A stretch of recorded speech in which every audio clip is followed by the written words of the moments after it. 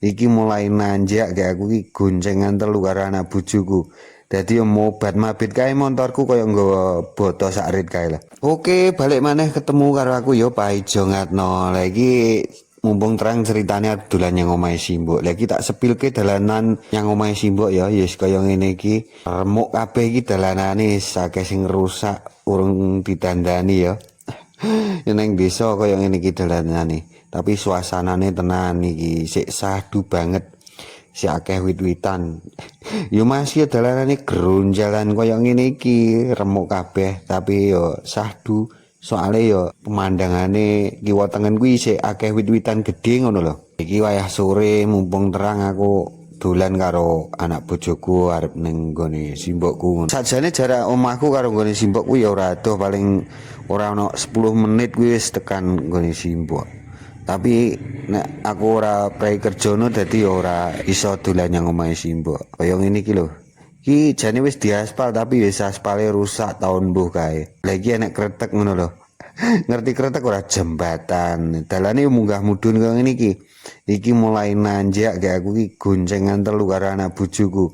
Dadi yo mobat mabit kae montorku kaya nggawa boto sakrit kae lah. Terus kiwa tengen kuwi wis omah-omah wis mulai akeh kene toko. Nah nek iki dalanane wis lumayan halus iki sing lagi dibangun iki wis cor beton kuwi. Nah kaya ngene iki.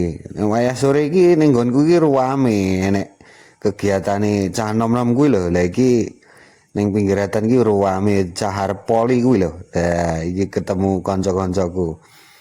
Iki enek masjide ning kene iki wis mulai nanjak terus iki dalanane. Pokoke nek ora gigik siji montore sing roso tenan iki pethokan mbok puhku aku.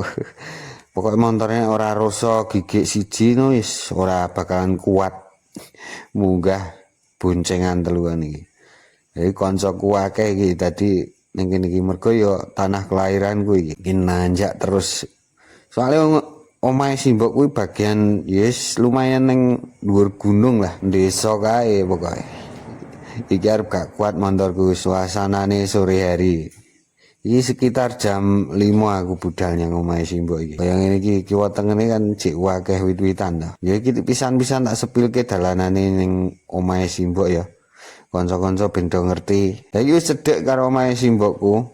Ngarep kono kuwi wis omahe Simbokku. Iki munggah terus mengko ana nggon rata lah iki kiri jalan wis omahe Simbok. Nah iki lho. Alhamdulillah iki aku wis tekan omahe Simbok ya.